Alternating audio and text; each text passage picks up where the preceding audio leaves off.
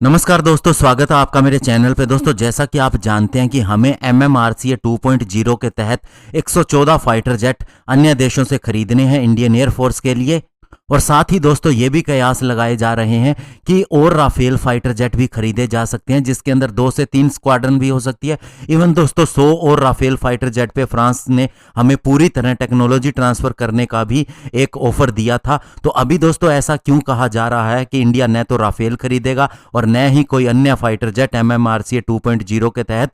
आज इसी को डिस्कस करेंगे। चलिए दोस्तों शुरू करते हैं। तो दोस्तों ऐसा हम इसलिए कह रहे हैं कि इंडियन डिफेंस मैन्युफैक्चरिंग को बढ़ावा देने के लिए chief of defence staff general Bipin Rawat अब टैंक और एयरक्राफ्ट को भी जो सेकंड नेगेटिव लिस्ट बनाई जानी है, जो डिफेंस आइटम की जिनके इंपोर्ट पे बैन किया जाएगा, उसे शामिल कर सकते हैं।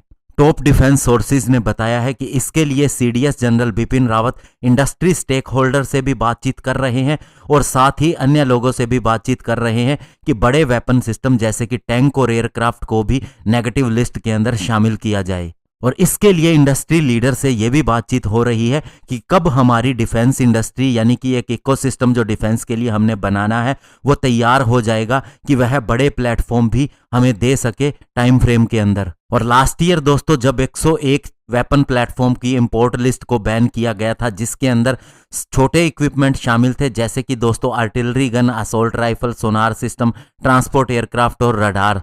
लेकिन अब जनरल बिपिन रावत के अंडर में डिपार्टमेंट ऑफ मिलिट्री अफेयर्स बड़े वेपन सिस्टम के लिए भी नेगेटिव लिस्ट तैयार करने में लगा हुआ है। और वैसे भी दोस्तों आप जानते हैं कि HAL ने यह बताया था कि अब वह जो फाइटर एयरक्राफ्ट बनाएगा, चाहे वह तेजस मीडियम वेट फाइटर हो या फिर एडवांस मीडियम कॉम्बैट एयरक्राफ्ट जो कि 5th जनरेशन फाइटर जेट होगा, उसके लिए एक लीड इंटीग्रेटर का काम करेगा और AMCA के अंदर एक प्राइवेट इंडस्ट्री को लाया जाएगा और इसका शेयर भी ज़्यादा होगा और वही इसके अंदर पैसा भी ज़्यादा लगाएगी। हालांकि HAL का भी उसके अंदर शेयर होगा, लेकिन प्राइवेट इंडस्ट्री को बढ़ावा देने के लिए ये सारी चीज़ें की जा रही हैं। तो इससे दोस्तों ऐसा हो सकता है कि अब Tejas twin engine deck based fighter jet और AMCA के अलावा अन्य फाइटर जेट भी जो हमने खरीदने हैं वो लोकली ही बनाए जाएं। हालांकि MMRCA के अंदर मेक इन इंडिया के तहत टेक्नोलॉजी ट्रांसफर होनी है, लेकिन उसके अंदर हो सकता है कि ओरिजिनल इक्विपमेंट मैन्युफैक्चरर यहाँ की प्राइवेट इंडस्ट्री के साथ में मिलकर काम करेगा। लेकिन दोस्तों ये डिसीजन लेने से एक चीज और बढ़ जाएगी